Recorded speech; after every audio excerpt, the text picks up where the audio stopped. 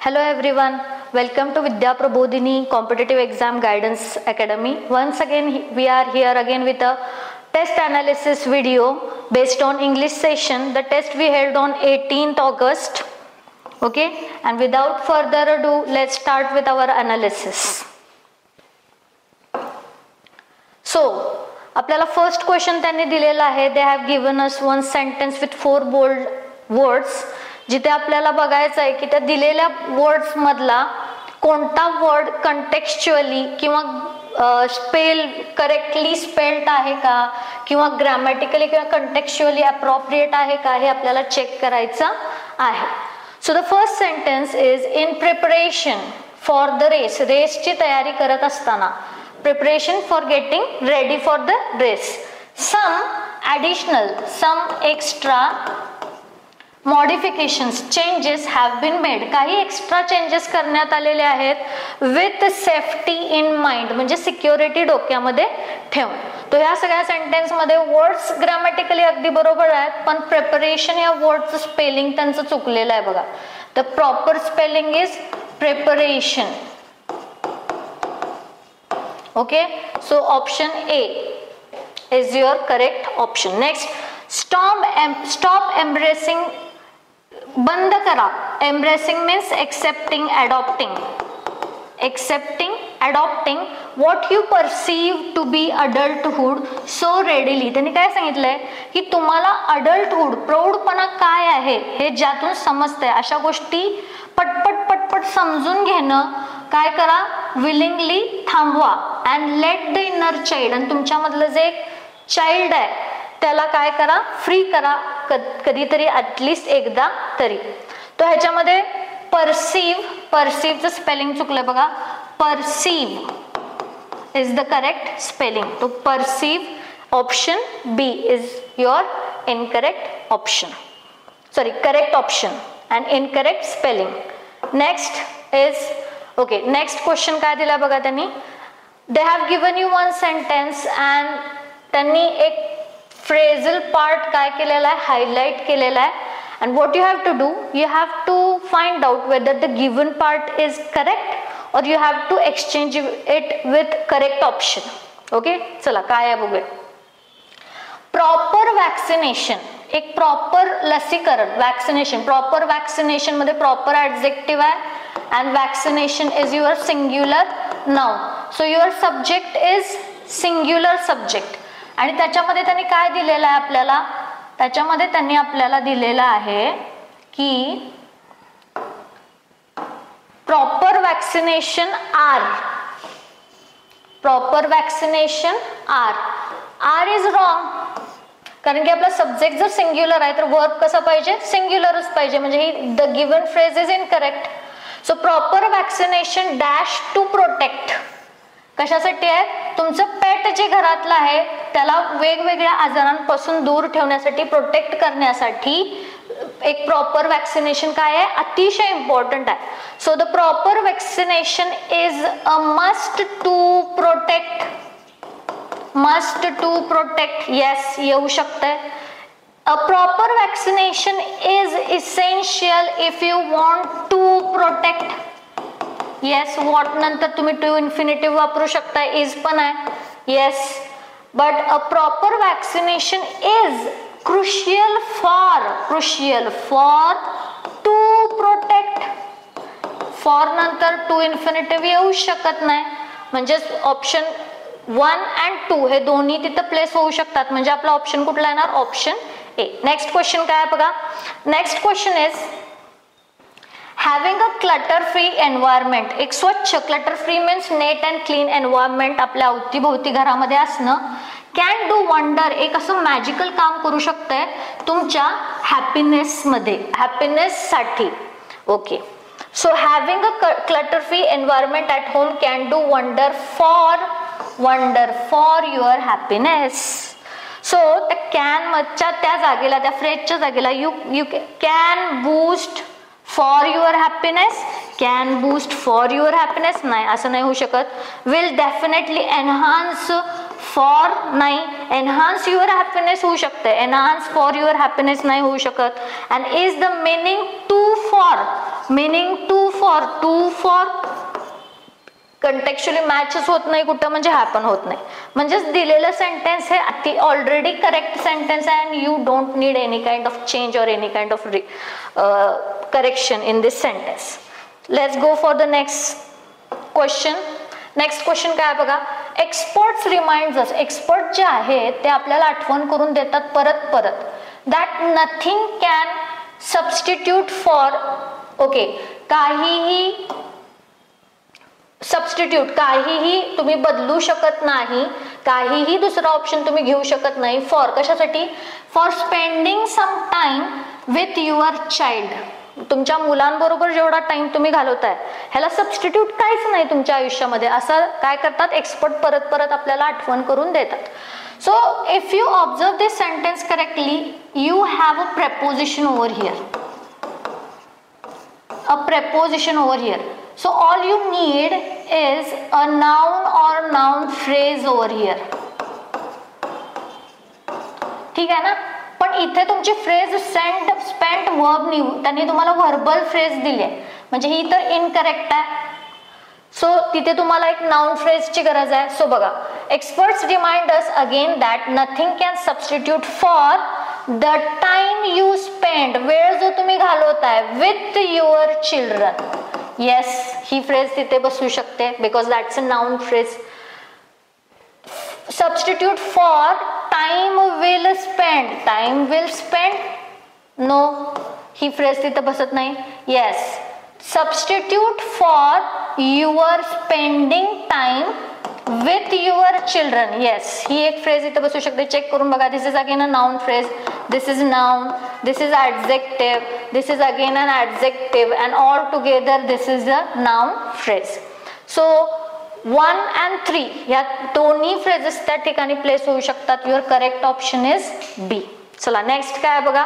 Next त्यांनी आपल्याला काय दिलेलं आहे, they have given us a blank space and you have to fill up a particular idiom in that blank space. So sentence दिलाय ज्याच्यामध्ये तुम्हाला एक मीनिंगफुल इडियम प्लेस करायचे आहे. Vocabulary based question.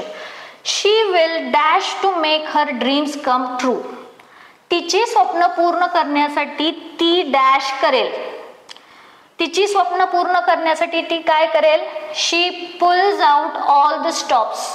Pools out all stops means to make every possible effort, प्रत्येक तो प्रयत्न करेल. To pull out all the stops means to make every possible effort, to work hard to achieve something, काहीतरी मिळवण्यासाठी पूर्ण अथक प्रयत्न करणे. तो ती करेल अथक प्रयत्न तिचे स्वप्न पूर्ण करण्यासाठी. तो ऑप्शन बी येतोय. ऍपल ऑफ हर आय म्हणजे एखाद्याच्या, आपण म्हणतो ना हिंदीमध्ये आखो का तारा होना, एखादी अशी व्यक्ती जिच्यावर आपलं खूप प्रेम आहे किंवा जी आपल्यासाठी खूप व्हॅल्युएबल आहे, प्रेशियस आहे, अशी व्यक्ती. Take a back seat. Take a back seat म्हणजे आपल्यावरच्या जबाबदाऱ्या किंवा आपला जो कंट्रोल आहे तो गिव्ह अप करायचा, दुसऱ्याला देऊन टाकायचा आणि आपण आरामशीर बसायचं. Take a back seat. आपण कारमध्ये कसं ड्रायव्हिंग वगैरे समोरच्या व्यक्तीकडे सोपवायचं आणि मागं बॅक सीट वरती निवांत बसायचं. That is what like getting rid of your control and responsibilities. Call it a day means finish. Call it a day means finish your work. And walk on eggshells अंड्यांच्या कवचांवरती चालणं means to be very careful or cautious, अतिशय सतर्क आणि काळजीपूर्वक वागणं. चला next sentence काय बघा. वेन ही टर्न्स 18, जेव्हा तो 18 वर्षाचा झाला, ही डिसाइडेड टू, त्यानं डिसाइड केलं. काय डिसाइड केलं. He decided to spread his wings. To spread his wings means to become more independent and confident. Okay, so इथं प्रॉपर फ्रेज बसते सी. सो ह्या फ्रेजेसचा अर्थ काय. Cut the chase means come to the point, मुद्द्यावर येणे. Put his foot down means एखाद्या गोष्टीच्या विरुद्ध ठामपणे विरोध करणे, आवाज उठवणे. स्टँड फूट म्हणतात त्याला. Then let the cat out of the bag. Let the cat out of the bag means एखादं गुपित उघड करणे, to reveal the secret. And stick to his guns. Stick to his guns means stand one's ground. Stand one's ground means आपल्या मतावरती किंवा आपल्या घेतलेल्या डिसिजनवरती ठाम राहणे, कुठल्याही परिस्थितीतनं ते न बदलणे. So the correct option is C. चला नेक्स्ट क्वेश्चन काय बघूया. ठीक आहे. Assuming that you all have already read that passage, we start with direct questions. So my first question is, okay, तो दिलेला जो पॅसेज आहे ह्याच्यामध्ये ऑथर काय सांगतोय की ऑथर सांगतोय की लाईक स्पायडरचं एक्झाम्पल देऊन सांगतोय की ह्युमन्सनी लिव्हिंग बिईंग्स कडून काहीतरी शिकलं पाहिजे, की जसं त्यांचं पण काहीतरी रोल आहे एन्व्हायरमेंटमध्ये आणि त्यांच्याबरोबर को एक्झिस्ट झालं पाहिजे, एकत्रपणे राहिलं पाहिजे, त्यांच्याकडं भीतीने किंवा डिस्गस्टमध्ये बघू नये आणि त्यांच्याबरोबर ते जसे आपल्याबरोबर सर्व्हाइव्ह करतात तसं ह्युमन काइंडनी पण त्यांच्याबरोबर सर्व्हाइव्ह करण्याचा प्रयत्न केला पाहिजे असं या पॅसेजमध्ये ओव्हरऑल सांगितलेलं आहे. So my first question is, which of the following, खालीलपैकी कोणतं is the author of the passage most likely to agree with, खालील कुठल्या स्टेटमेंटशी ऑथर हा पूर्णपणे सहमत आहे. Human should not share their space with creepy crawlies. Okay, तर क्रिपी क्राउलीज म्हणजे असे ॲनिमल्स, अशा स्पीसीज ज्यांना व्हर्टेब्रेज म्हणजे बॅकबोन नसते, अशा ॲनिमल्सना आपण क्रिपी क्राउलीज बोलतो, इनव्हर्टेब्रेट्स बोलतो. ठीक आहे ना. तर ह्युमननी अशा प्राण्यांसोबत स्पेस शेअर नाही केली पाहिजे, एकत्र नाही असं तरी ऑथरनी नाही सांगितलेलं. Human need to learn creativity from spiders. Spiders पासून त्यांनी क्रिएटिव्हिटी शिकायला पाहिजे नाही. त्यांनी सांगितलं की त्यांनी स्पायडर्स जसे क्रिएटिव्ह आहेत तसे इतर ॲनिमल्स पण काहीतरी क्रिएटिव्हिटीमध्ये आहेत आणि त्यांना त्यांच्याकडून काही काही गोष्टी शिका असं सांगितलंय त्यांनी. पर्टिक्युलर स्पायडर पासून काहीतरी शिकलं पाहिजे असं नाही सांगितलेलं. Human should stop invading the space of other being. नाही, ह्युमननी दुसऱ्या बिईंगच्या स्पेसमध्ये नाही शिरला असं पण काही मेन्शन केलेलं नाही. ह्युमन नीड टू को exist with other living being. Yes, त्यांनी हेच सांगितलंय की जसे ते आपल्याबरोबर को एक्झिस्ट करण्याचा प्रयत्न करतात तसं ह्युमननी पण करायला पाहिजे. The correct option is human needs to coexist with other living beings.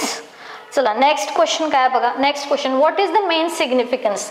मूळ प्रिन्सिपल काय आहे थॉमस सॅरासेनोसच्या कामाचं. मेन सॅरासेनोसनं जे काम केलंय त्याचं मेन प्रिन्सिपल, मेन सिग्निफिकन्स काय आहे. तर त्याचा मेन सिग्निफिकन्स काय बघा. ही वॉन्टेड टू शो, त्याला दाखवायचं होतं की spiders are dependent in human space. नाही, असं काहीही त्यानं सांगितलेलं नाही. ही इज इंटेंटेड, त्याचा हेतू आहे to highlight the interdependence among, म्हणजेच लिव्हिंग बिईंग एकामेकावरती इंटरडिपेंडंट असतात असं पण त्यानं काय सांगितलेलं नाही. He wanted to show that, त्याला काय दाखवायचं आहे की humans are invasive species. Invasive species म्हणजे आक्रमक. Invasive means to spread quickly and harmfully, म्हणजे एखाद्या ठिकाणी खूप मोठ्या प्रमाणात प्रसार होणं अगदी हार्मफुल वेमध्ये. तो ह्युमन हा इन्व्हेजिव्ह स्पीसीज आहे. हे मात्र त्यांनी, हेच त्यांचं प्रिन्सिपल आहे त्यांच्या कामामागचं, जे ऑलरेडी त्यांनी पॅसेजमध्ये मेन्शन केलेलं आहे.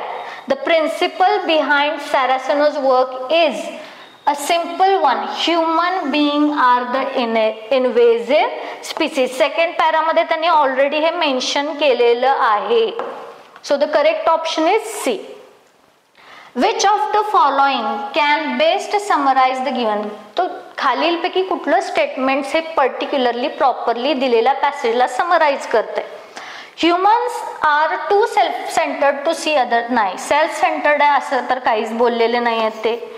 In trying to see spiders as creative being, human understand their place. नाही, असं पण त्यांनी काय बोललेलं नाहीये.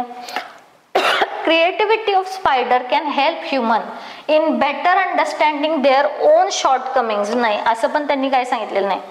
In trying to see spider are creative being, another's perspective become possible. Yes. Option D, की तुम्ही स्पायडरला च्या मध्ये असलेली क्रिएटिव्हिटी बघत प्रयत्न करा तुमचा त्या प्राण्यांकडे बघण्याचा दृष्टिकोन बदलण्याचा, असं त्या पॅसेजमध्ये त्यांनी आपल्याला समरीमध्ये सांगितलेलं आहे. किंवा एक ओव्हरऑल ब्रीफ इन्फॉर्मेशन हीच दिली आहे की एक स्पायडरला एक्झाम्पल म्हणून घेतलंय त्यांनी आणि त्यांनी सांगितलं की तुमचा पर्स्पेक्टिव्ह त्या प्राण्यांकडे बघण्याचा थोडासा बदला. Option D. Next, which of the following is similarity between Copernicus and Galileo. तो गॅलिलिओ आणि कॉपर्निकसचे जी विचारांमध्ये काय सिमिलरिटी आहे किंवा त्याच्या कामामध्ये काय सिमिलरिटी आहे? येस, तर ह्याच्यामध्ये ऑप्शन काय होतं बघा, दे बोथ ॲडव्होकेटेड. त्यांनी कशाचं समर्थन केलेलं आहे? Alternation in the way human being view. ही बदल झालेला आहे ह्युमन बिईंग्सच्या व्ह्यूज मध्ये, पॉइंट ऑफ व्ह्यू मध्ये युनिव्हर्सकडे पाहण्याचा. ओके, हे ऑलरेडी त्यांनी पॅसेज सेकंड मध्येच तुम्हाला क्लिअर केलंय बघा.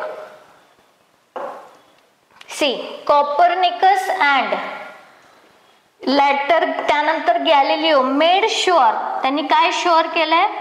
Made sure that the way human being saw their place in the universe was forever altered. जो काय झालेला आहे? कायमचा बदललेला आहे. So next question is the passage is most likely extracted from. तो दिलेला पॅसेज कुठून आलेला असला पाहिजे? तो फर्स्ट ऑप्शन दिलाय त्यांनी, जर्नल. जर्नल असू शकत नाही, बिकॉज जर्नल मध्ये काय असतंय? It consists academic articles. तो काहीतरी शैक्षणिक आर्टिकल्सशी रिलेटेड जर्नल्स असतात. This is not academic article. Biography म्हणजे आत्मचरित्र, जिथे काय केलेलं असते? Where they discussed about life experience of a person. एखाद्या व्यक्तीच्या लाईफमध्ये आलेले एक्सपिरियन्स, त्याची लाईफ डिस्कस केलेली असते बायोग्राफीमध्ये. तर हा बायोग्राफी मधून पण घेतलेला नाहीये passage. Yes, the passage can be from an editorial. हा पॅसेज एडिटोरियल मधला असू शकतो. एडिटोरियल मध्ये काय असतंय? The editorial always expresses the feeling, perspective or view, point of view of an author. म्हणजे ऑथरचा पॉइंट ऑफ व्ह्यू काय आहे एखाद्या गोष्टीकडे बघण्याचा, जो ऑलरेडी या पॅसेजमध्ये तेच दिलंय. ऑथरची फिलिंग काय आहे की ह्युमन बिईंग्सनी ऑलरेडी दुसऱ्या लिव्हिंग बिईंग पासून काहीतरी शिकलं पाहिजे आणि त्यांच्याबरोबर को एक्झिस्ट झालं पाहिजे असं ऑथरला वाटतंय. त्याची स्वतःची मतं त्यांना मांडलेली आहेत. त्यामुळं हा जो पॅसेज आहे हा मोस्ट प्रॉबेबली कशातून घेतलेला असला पाहिजे? एडिटोरियल. न्यूजपेपर मधून नाही घेतलेला आहे, कारण त्याच्यामध्ये कुठले रिपोर्टिंग टाइम असलं कुठली गोष्ट आलेली नाही, आणि बुक रिव्ह्यू तर हा नाहीच नाहीये. ठीक आहे, सो हा पॅसेज कुठून घेतलेला असणार आहे? एडिटोरियल मधून घेतलेला असणार आहे. चला नेक्स्ट क्वेश्चन काय बघा. Which of the following is the closest meaning to the word altered. अल्टर्डचा सिनोनिम आपल्याला शोधायचा आहे. अल्टर्डचा सिनोनिमस आपल्याला शोधायचा आहे. ठीक आहे, so my first word is transmitted. Transmitted means संक्रमण होणे, प्रसार होणे. मीन्स एका पर्सन पासून दुसऱ्या पर्सन पर्यंत कन्वे होणे, सेंड होणे किंवा स्प्रेड होणे. Spreading from one person to another. एका माणसाकडून दुसऱ्या माणसाकडे संक्रमित होणे म्हणजे ट्रान्समिटेड. तर हा वर्ड तर होत नाही. Transmuted, yes, transmuted means to change or alter the form into another form. एका रूपातून दुसऱ्या रूपामध्ये जाणे, आणि ह्या अल्टरचा हाच मिनिंग आहे ट्रान्सम्युटेड. ट्रान्सड्यूस्ड म्हणजे when you convert energy into another form. एनर्जीला एका फॉर्म मधून दुसऱ्या फॉर्म मध्ये नेणे म्हणजे ट्रान्सड्यूस्ड. ट्रान्सग्रेस म्हणजे उल्लंघन करणे. ट्रान्सग्रेस्ड म्हणजे violate, breach, break the rules, उल्लंघन करणे किंवा मिसबिहेव करणे. ट्रान्सफर म्हणजे एका ठिकाणावरून दुसऱ्या ठिकाणी शिफ्ट होणे. Shift from one place to another. तो पर्टिक्युलर अल्टरचं मिनिंग काय? ट्रान्सम्युटेड. चलो नेक्स्ट क्वेश्चन काय बघा. Next question is again they have given you a whole sentence with 4 bold letters and you have to find out whether the given letters are grammatically or contextually correct or the spellings are correct or not. हे बघायचं आपल्याला. ठीक आहे, चला बघूया. We not only perceive our surroundings. आपण फक्त perceive means to understand किंवा see, एखाद्या गोष्टीकडे बघतोय किंवा एखाद्या गोष्टीला समजून घेतोय. आपल्या सराउंडिंगला आपण फक्त समजूनच घेत नाही. वी कॅन ऑल्सो, आपण काय करू शकतो आणखी? Retract retract on the beauty of sunset. सूर्यास्ताच्या सौंदर्याला रिट्रॅक्ट म्हणजे मागे जाणे, माघार घेणे. माघार घेऊ शकतोय? नाही. इथं पर्टिक्युलर वर्ड पाहिजे, reflect. Reflect which means review. आपण पुनर्विचार करू शकतोय किंवा पुनरावलोकन करू शकतोय, रिव्ह्यू घेऊ शकतोय. कशाचा? सनसेटच्या ब्युटीचा. आणखी काय करू शकतोय? आपण विचार करू शकतोय की आपले जे विजन्स आहेत ते ब्लड, अंधुक झालेले आहेत का. अँड आपण असं पण विचारू शकतोय की आपले सेन्सेसला काही भास व्हायला लागलेले आहेत का. सो इथं इनकरेक्ट वर्ड कुठला आहे? रिट्रॅक्ट. सो युअर ऑप्शन इज बी. तो रिट्रॅक्टच्या जागेला काय असायला पाहिजे? Reflect. So we not only perceive our surroundings, we can also reflect on the beauty of sunset. Next, reality has suddenly acquired. Acquired means obtained. The texture of nightmare. Texture means appearance. Appearance of nightmare. Okay.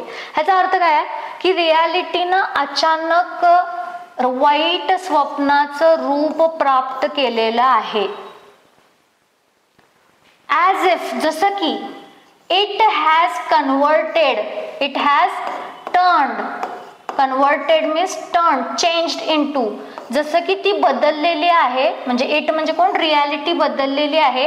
A France कफ्काज novel, म्हणजे ती direct एखाद्या France कफ्काच्या नॉवेलमध्ये काय झालेली आहे? बदललेली आहे. असं झालंय सगळं अचानक. And I was left awestruck. Awestruck म्हणजे surprised, or you can say dumbfounded. So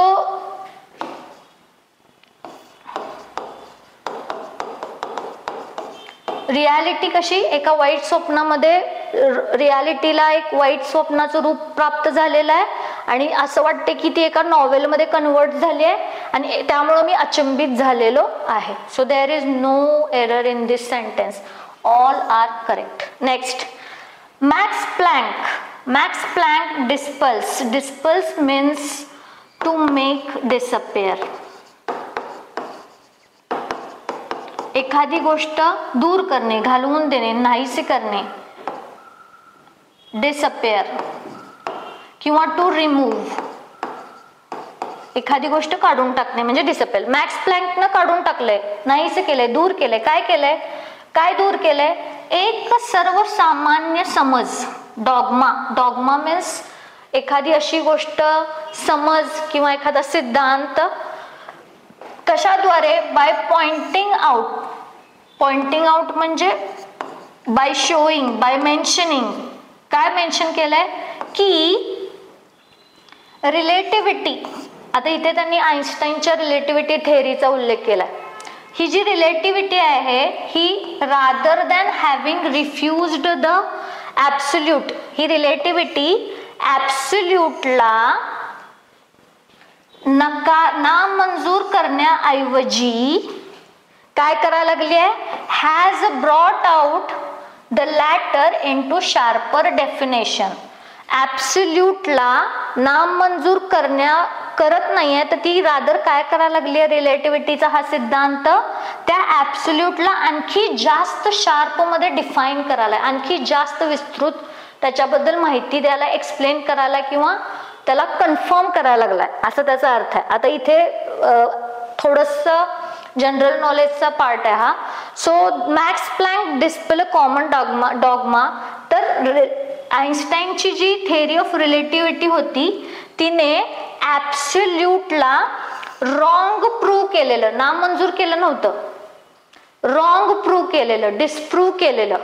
डिस्प्रूव्ह केलेलं म्हणजे रिफ्युटेड. की डिस्प्रूव्ह करणे म्हणजे काय? एखादी गोष्ट चुकीची आहे. To prove something is wrong or false. की त्यांना ॲब्सोल्यूट हे असं काही नसतेच, ही रॉंग आहे थेअरी असं सांगितलेलं. नामंजूर केली नव्हती, डायरेक्ट प्रूव्ह केलेलं की हे रॉंग आहे. तर त्यांच्या मॅक्स प्लँकच्या मतानुसार रिलेटिव्ह थेअरीनं त्याला रिफ्यूट केलेलं नाही आहे, तर उलट त्याला जास्त शार्प डेफिनेशन दिलेली आहे. तो रिफ्यूजच्या जागी शब्द काय पाहिजे, refuted. Refuted word should be there. Next question is it is an error notion. Notion म्हणजे काय रे, नोशन मीन्स बिलीफ, समज, तत्व एखादं किंवा समज. हा एक चुकीचा समज आहे की एन्शंट सिव्हिलायझेशन, जे जुनं सिव्हिलायझेशन होतं प्राचीन काळातलं, स्टंबल्ड अपॉन म्हणजे कम अक्रॉस, अचानक प्राप्त होणं त्याला, दीज टेक्नॉलॉजीज बाय ऍक्सिडेंट, म्हणजे त्या जो एन्शंट सिव्हिलायझेशनला ह्या सगळ्या टेक्नॉलॉजीज ऍक्सिडेंटनी प्राप्त झालेल्या होत्या, काहीही कष्ट न करता, किंवा दॅट दे वर डिझाईन, किंवा त्या डिझाईन मीन्स क्रिएटेड बाय इडिओसिनेक्रेटिक म्हणजे स्ट्रेंज, असे विक्षिप्त, चमत्कारिक जे जीनियस होते त्यांनी तरी त्याला डिझाईन केलेलं होतं.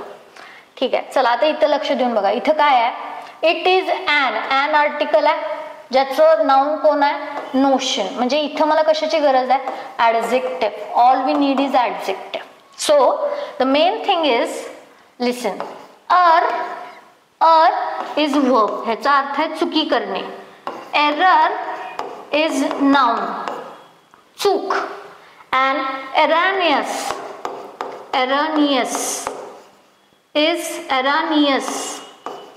is adjective.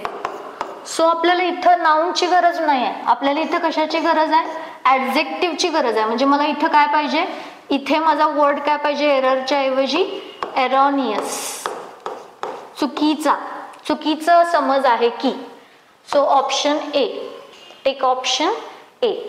Next, error spotting वरती डिपेंडेंट आहे. They have given you sentence parted in 4 section and what you have to do, find out the error, what section consists the error. Okay, चला बघूया. The scheme will target, scheme target करेल, कशाला target करेल, social vulnerable group आणि कॉलेजेसना. Social vulnerable groups, so groups noun आहे, vulnerable adjective आहे, आणि वल्नरेबल कसा, सोशल ऍडजेक्टिव्ह आहे, सोशल इज ऍडजेक्टिव्ह. ऍडजेक्टिव्हला ऍडजेक्टिव्ह क्वालिफाय नाही करू शकत. All I need is an adverb. इथे मला कशाची गरज आहे, ऍडवर्बची गरज आहे. सो वर्ड काय पाहिजे, socially vulnerable groups and colleges, ज्यांना पुरेसा अकॅडमिक किंवा इन्फ्रास्ट्रक्चर फॅसिलिटीज मिळत नाहीत. Next question, humans learn a lot directly from, म्हणजे लोक जास्त कुठून शिकतात, एक्सप्लोरिंग द वर्ल्ड्स, जगात फिरल्यावरती, जगाला एक्सप्लोर केल्यानंतर जास्त गोष्टी शिकतात. विच शोज अस हाऊ, जे आपल्याला दाखवतं कसे ऑब्जेक्ट्स, वस्तू किंवा व्यक्ती कॅन अँड कॅनॉट बिहेव, कसे ते वागू शकतात, कसे ते वागू शकत नाहीत. There is no error in this sentence. Next sentence, recession, मंदी, वर कॉज्ड बाय, मंदी कशामुळे आलेली आहे, मार्केट रिलेटेड शॉक्स मुळे आलेली आहे, जे इकॉनॉमीला आपल्या झालेले आहेत. जसं की एक शॉक आपल्याला मिळालेला होता, फायनान्शियल क्रायसिस, जी 2208 मध्ये होती. Which spurred, third form of verb by, जी spurred means to spur means to encourage, हुरूप देणे किंवा उत्तेजित करणे, स्टिम्युलेट किंवा प्रोत्साहित करणे. विच स्पर्ड बाय, कशाद्वारे ते उत्तेजित झालेलं होतं, इनॲडिक्वेट, अपुरे lending standards and housing crisis मुळे ते जास्त वाढलेली होती मंदी. ठीक आहे ना. आता इथे लक्ष बघा, this is passive voice structure. Spurred by, which, here we are talking about economy. Which was spurred by, तो इथं काय पाहिजे तुमचं, स्पर्डच्या आधी टू बी वर्ब पाहिजे ना, स्पर्डच्या आधी काय पाहिजे, टू बी वर्ब पाहिजे. So all we need is was, which was spurred by inadequate lending standards and housing crisis. Next question is based on columns. चला column check करूया. Let's take options. Option first check करूया, A and E. New knowledge in science is, science मधलं जे नवीन knowledge आहे is advanced, हे विकसित झालेलं आहे कुणाद्वारे? बाय रिसर्च फ्रॉम सायंटिस्ट, सायंटिस्टनी जे रिसर्च केलेले आहेत त्यांच्याद्वारे. ई विच, आता इथे बघा this is a relative pronoun. Scientist जर अँटीसिडेंट धरला तर त्याच्या पुढे विच येऊ शकते का रे? येऊ शकत नाही. सायंटिस्टच्या पुढे रिलेटिव्ह प्रोनाउन विच येऊ शकते का? नाही. मग हा ऑप्शन येऊच शकत नाही. पुढं B and E. Contemporary scientific research, सध्याचे जे मॉडर्न सायंटिफिक रिसर्च जो आहे इज हायली कोलॅबरेटिव्ह, ज्याच्यात खूप लोकांचा समावेश आहे. अँड इज युजली डन, आणि हा सामान्यतः केला जातो. E which is usually, which जर रिलेटिव्ह प्रोनाउन आहे, विच स्टडी फॉर्मर्स, विच जर रिलेटिव्ह तर त्याच्या आधी अँटीसिडेंट यायला पाहिजे, वर्ब नाही यायला पाहिजे, नाउन किंवा प्रोनाउन यायला पाहिजे. सो हे पण येत नाही, ह्याच्या पुढे पण विच येऊ शकत नाही. चला येऊ शकत नाही. AF चेक करूया. New knowledge in science is advanced by research from scientists who yes scientists की जे are, scientists साठी are motivated by curiosity, जे कशाकडून प्रोत्साहित झाले त्यांच्यामध्ये असलेली क्युरिओसिटी, चिकित्सा आहे जगाबद्दलची, and a desire to solve problem. Yes, so the correct option is C. So आपल्याला पेअर कुठली सापडले? AF. ठीक आहे ना. चला नेक्स्ट क्वेश्चन काय बघूया. Next question is again based on column. ठीक आहे, ऑप्शन कडून जाऊया वरती. First option is BE. In a modern time many scientist have advanced degrees. तो मॉडर्न टाइम मध्ये खूप साऱ्या सायंटिस्टकडे एक ॲडव्हान्स डिग्री आहे. E degrees to the defiance of, defiance mean opposition, opposition of त्यांच्या देअर ट्रेडिशनल रोल, त्यांचा जो पारंपरिक रोल आहे ॲज अ लेबर, एक कामगार मधून घरगुती क्षेत्रामध्ये. आता सायंटिस्टचा घरगुती क्षेत्रामध्ये तर कुठला रोल नसतोय, त्यामुळे हे आउट ऑफ कंटेक्स्ट आहे. A and D. Science exhibit, सायन्सनं काय प्रदर्शित केलंय? अ स्ट्रॉंग क्युरिओसिटी, एक स्ट्रॉंग क्युरिओसिटी कशाबद्दलची? रियालिटी बद्दलची. And a desire to apply, and a desire to apply, आणि त्यांची इच्छा आहे की अप्लाय करायचं. काय अप्लाय करायचं? D apply in a area of science. सायन्सला डिझायर आहे एरिया ऑफ सायन्स मध्ये अप्लाय करायची. Out of context. Next CE. The achievement of woman, वुमेनची जी अचीवमेंट आहे सायन्स मध्ये have been attributed, have been attributed, जिचं श्रेय कशाला दिलं जातं? Have been attributed to, attribute verb नंतर टू प्रेपोजिशन येत असतं. ॲट्रिब्युटेड टू, त्याचं श्रेय कशाला द्यायला पाहिजे? त्यांचं जे अपोजिशन आहे, विरोध आहे, त्यांच्या ट्रॅडिशनल रोल जो एक लेबर म्हणून आहे घरगुती क्षेत्रामध्ये. Yes, the pair is C and E. C and E. आता इकडे लक्ष द्या, ह्या कॉलम मध्ये ना आणखीन एक पेअर आहे. पेअर आहे B and D. BD ही पण एक पेअर आहे, पण ती ऑप्शन मध्ये नाही. चेक करून बघा. मॉडर्न टाइम मध्ये सायंटिस्टने खूप ॲडव्हान्स डिग्री घेतलेल्या आहेत इन एरिया ऑफ सायन्स, सायन्सच्या एरियामध्ये, आणि त्यांनी परस्यू केलेलं आहे करिअर वेगवेगळ्या सेक्टर्स मध्ये, इकॉनॉमीच्या सुद्धा. सो इथं आणखीन एक पेअर ऑलरेडी आहे, B आणि D. चला next. Okay, this question is again based on column. AE. Stories common to particular culture, गोष्टी ज्या एका पर्टिक्युलर कल्चरमध्ये कॉमन आहेत पण ज्यांना सपोर्ट नाही आहे एक्सटर्नल सोर्सेस पासून, आर युजली क्लासिफाईड ॲज, ह्या सामान्यतः वर्गीकृत केल्या जातात ॲज व्हेरियंट, वेगवेगळ्या interpretations of the nature of history. Okay, nature of history have evolved नाही. This is out of context. Here you are talking about stories in particular cultures, and here you are talking about nature of history over the centuries. And now it is out of context. So option 3 येतच नाही. Next, BF. Historians, इतिहासकार debate करतायत nature of history. हिस्ट्रीचं जे nature आहे as an end in itself, ते स्वतःमध्येच आहे संपलेलं. F as well as त्याचबरोबर इट्स म्हणजे काय, nature of history. Usefulness to give perspective, त्याचा उपयोग आहे एक पर्स्पेक्टिव्ह द्यायचा ऑन द प्रॉब्लेम्स, कशावरती, ज्या समस्या आहेत प्रेझेंट मध्ये त्याच्यावरती. Yes, B and F. B and F. Yes.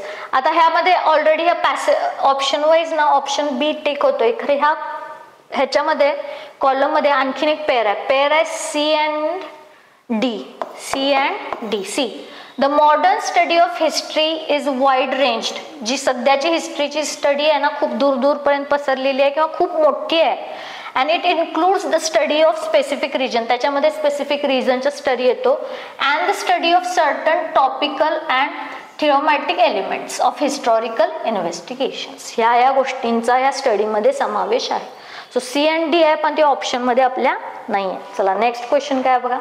Next question is again about column CF. C, in a recent year, गेल्या काही वर्षांमध्ये researchers have begun to unravel means reveal, उघडकीस आणणे, सम ऑफ द अंडरलेइंग, काही महत्वाचे किंवा न दिसलेले, F, underlying the article, underlying adjective, all we need is a noun. That is not noun. तो इथं काय येतंय एफ मध्ये, दॅट येतंय, which is wrong. BD, breathing appears to have far reaching influence. असं वाटतं की ब्रीदिंगचा खूप मोठा इन्फ्लुएन्स आहे आपल्या ब्रेनवरती. D, neutral mechanism of breathing and its many influences on body and mind. Neutral mechanism, ब्रीदिंगचं न्यूट्रल मेकॅनिझम आणि त्याचे बरेचसे इन्फ्लुएन्स बॉडी आणि माइंड वरती. काहीच कंटेक्स्ट जुळत नाहीये, सेंटेन्सच जुळत नाही. सो बी अँड डी पण नाही आहेत. AE, breathing is a so seamlessly म्हणजे कंटिन्युअसली, स्मूथली, अखंडपणे, कोऑर्डिनेटेड. ब्रीदिंग हे कंटिन्युअसली कोऑर्डिनेट करत असते आपल्या वेगवेगळ्या बिहेवियर्स वरती. AE, with other behaviors can influence abilities as diverse as deflecting. Okay, see, check it out. Sentence grammatically कसा आहे बघा. Breathing is verb so seamlessly coordinated with other behaviors. ह्याच्या पुढं कॅन, अदर विथ, त्याच्यावरच breathing effect करते आणि behavior can influence abilities. Breathing abilities वरती effect करू शकते, बिहेवियर नाही करू शकत. So this is again out of context. CD, सध्या काही वर्षांमध्ये research have begun to unravel some of the underlying neutral mechanism of breathing and its, त्या ब्रीदिंगचे many influences on a body and mind. आपल्या मनावरती आणि शरीरावरती होणारे खूप सारे influences. So C and D is correct. बघा, underlying adjective, neutral mechanism, noun. So C and D. ठीक आहे ना. चला नेक्स्ट क्वेश्चन काय बघा. Next question is again based on column AF. The concept of house power was introduced by, हा जो house पॉवरचा concept होता तो इंट्रोड्यूस झालेला होता स्कॉटमन जेम्स वॅट द्वारे to describe the power. Power काय असते ते डिस्क्राईब करण्यासाठी, पॉवरचं वर्णन करण्यासाठी. इफ वाईल जेव्हा जिथे 1.5 दीड heavy weight can work for 3 horses. No context, काहीच संदर्भ नाही. Next BE a pony, pony म्हणजे एक छोटासा घोडी, घोड्याचा एक छोटासा प्रकार. अ पोनी वेइंग, जिचं वजन आहे 170 kg is unlikely to produce more than a third of the horse power. म्हणजेच एक पोनी जिचं वेट 170 kg इतकं आहे तिच्यामध्ये वन थर्ड हॉर्स पॉवरची पण त्यापेक्षा जास्त अशी पॉवर प्रोड्यूस करू शकते असं वाटत नाही. म्हणजे संभावना कमी आहे की ती जेवढे हॉर्स पॉवर आहे त्याच्या 1/3 इतकी पण पॉवर प्रोड्यूस करू शकते पण की नाही. ही एस्टिमेटेड, त्यानं एस्टिमेट केलं त्यांचं ॲव्हरेज फोर्स. काहीच कंटेक्स्ट नाही आहे. Here we are talking about pony and here we are talking about he. Next BF pony जिचं वेट 170 आहे ती कदाचित हॉर्स पॉवरच्या 1/3 पेक्षा पण जास्त अशी काही पॉवर प्रोड्यूस करू शकत नाही.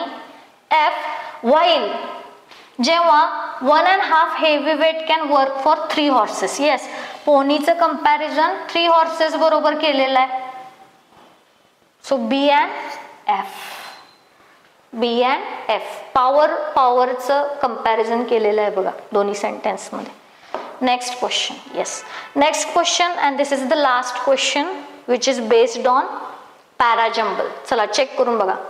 वन रिसेंट स्टडी, सध्याच्या एका स्टडीमध्ये फॉर इन्स्टन्स, ह्या वाक्यामध्ये ना एक्झाम्पल दिलंय. फॉर एक्झाम्पल एका रिसेंट स्टडीमध्ये असं दिसतंय की लोकांची इच्छा आहे की ते एक्सेप्ट करतात फिजिकल पेन. काय अवॉइड करण्यासाठी? कॉग्निटिव्हली डिमांडिंग टास्क. टास्क म्हणजे अशी कामं ज्याच्यामध्ये बुद्धीची गरज आहे, विचारांची बुद्धीची गरज आहे. त्याच्यापेक्षा शारीरिक डोकं चालवण्यापेक्षा मी फिजिकल पेन घ्यायला तयार आहे, असं लोकांची प्रवृत्ती आहे, असं फर्स्ट सेंटेन्स मध्ये सांगितलंय. And additional category connector. It's not just humans, फक्त माणसंच नाही. हू लाईक बिईंग लेझी, ज्यांना लेझी व्हायला आवडतंय. बघा इथे काय दिलंय पहिल्या वाक्यामध्ये, उदाहरणार्थ एका रिसेंट स्टडीमध्ये असं वाटतंय की लोक मेंदूला त्रास देण्यापेक्षा शरीराला थोडाफार पेन झाला तर चालेल अशा प्रवृत्तीमध्ये आहेत. आणि फक्त आता असं वाटतं की नुसती माणसंच लेझी नाही आहेत. Wien presented with the choice of 2 cognitive task, जेव्हा 2 कॉग्निटिव्ह म्हणजे बुद्धीशी रिलेटेड बौद्धिक टास्क देण्यात आले, पीपल क्लिअरली प्रेफर, लोकांनी प्रेफर कोणाला केलंय? टू डू इझियर वन, सोपी गोष्ट करायची. 2 टास्क मधली जी सोपी असेल ती. भले आपल्याला कमी रिवॉर्ड्स मिळाले तरी चालतील पण आपण जे हार्ड काम आहे ना ते टाळायचं. म्हणजे 2 बौद्धिक टास्क दिलेले, त्यात त्यांनी कशाला प्रेफरन्स दिलाय? जिथं कमी बुद्धी वापरायला लागेल, कमी डोक्याला ताप द्यायला लागेल आणि मग भले आपल्याला कमी रिवॉर्ड्स मिळाले तरी चालतील. ठीक आहे. What a scientist call the law of least of effort. सायंटिस्टनी जो लॉ मांडलाय, लॉ ऑफ लिस्ट एफर्ट, ज्याच्यामध्ये कमी कष्ट करा असा तो लॉ आहे, seems to apply to animals as well. आणि हा माणसांवरच नाही तर प्राण्यांवर सुद्धा अप्लाय व्हायला लागलाय. आता बघा इथंच तुम्हाला एक पेअर सापडले, Q and S. It is not human who like being lazy. This law seems to apply to animals as well. नुसतं माणसांच्यातच नाही तर प्राण्यांमध्ये पण दिसायला. इथे एक पेअर सापडले बघा तुम्हाला, QS. हिस्टॉरिकली, ऐतिहासिक दृष्ट्या, द फील्ड ऑफ कॉग्निटिव्ह, ही जी फील्ड आहे जिथं कॉग्निटिव्ह न्यूरोसायन्स आणि बिहेवियर इकॉनॉमिक्सची फील्ड आहे, त्यांचा फोकस आहे कशावरती? The very intuitive notion. Intuitive म्हणजे रिलेटेड विथ फिलिंग्स, अशा गोष्टी, things which are based on only feelings. खरं काय आहे, फॅक्ट काय आहे, प्रूव्ह आहे, ह्याच्यापेक्षा मला काय वाटतंय ह्याच्यावरती गोष्टी जास्त अवलंबून असतात. त्याला इंट्युएटिव्ह नोशन्स बोलतात. दॅट मेकिंग एन एफर्ट, की एक असा समज आहे की कष्ट करणे हे टफ आहे बऱ्याचदा. ठीक आहे ना. इथं एक काय सांगितलं त्यांनी की एका कग्नेटिव्ह न्यूरोसायन्स अँड बिहेवियर इकोसिस्टमने एक काय केलेली आहे, एक focused on a very intuitive notion, that एक नोशन आहे ज्याच्यामध्ये एफर्ट्स कमी लावा अशी एक नोशन लोकांमध्ये दिसून येतोय, समज लोकांमध्ये दिसून येते. तर इथं काय दिलंय त्यांनी, इंट्रो दिलेला आहे एका नोशनचा. नोशन म्हणजे एक समज. ठीक आहे ना. आता चेक करून बघा. आता ह्याच्यामध्ये QS, हा आता ह्याच्यात काय काय दिलंय बघा, की हिस्टॉरिकली एका फील्डमध्ये, ह्या फील्डमध्ये त्यांनी फोकस केलेला आहे एका नोशनवरती, दॅट मेकिंग, की नोशन काय आहे की मेकिंग एफर्ट्स, कष्ट करणं हे खूप टफ आहे बरेचदा. हे एक नोशन इंट्रोड्यूस केलंय.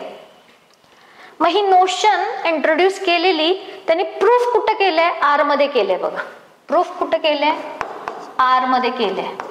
की त्यांनी काय दिलंय की 2 कग्नेटिव्ह टास्क दिलेत जिथं लोक कुठल्या कग्नेटिव्ह टास्कला प्रेफर करतात जी सोपं असेल. ठीक आहे ना.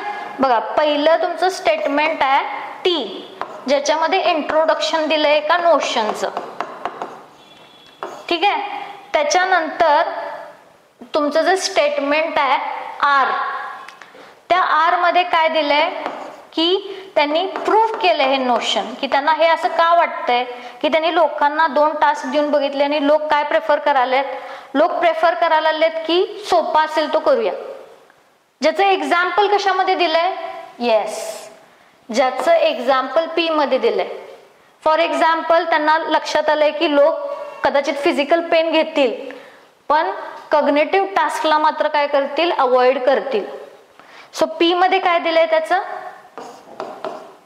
एक्झाम्पल दिलंय. आणि मग त्याच्यानंतर त्यांनी काय दिलंय, त्याच्यामध्ये त्यांनी दिलंय, आणि हेच लेझीनेस जो ह्या एक्झाम्पल मध्ये दिसतोय हा फक्त माणसांमध्ये नाहीच तर ॲनिमल मध्ये पण दिसायला. म्हणजे तुमचा पुढची पेअर कुठली येणार आहे, QS. सो नेक्स्ट पेअर काय येणार आहे, ही जी आहे ती फक्त ही जी नोशन आहे हा फक्त ह्युमन मध्ये दिसत नाहीये किंवा हा ह्युमनच लेझी दिसत नाहीये. तर S मध्ये काय सांगितलंय, ॲनिमल्स सुद्धा त्याच्यामध्ये येत आहेत. बट ऑल्सो पेक्षा त्यांनी एक वर्ड काय वापरलाय, animals as well. Not only animals, not only humans, but animals, but also animals किंवा ॲनिमल्स ॲज वेल. सो तुमचा ग्रुप काय येतोय बघा, TRPQS. Yes. So first question काय आहे, which of the following would be the first, T. Next, which of the following would be the second statement after rearrangement, is R, option C.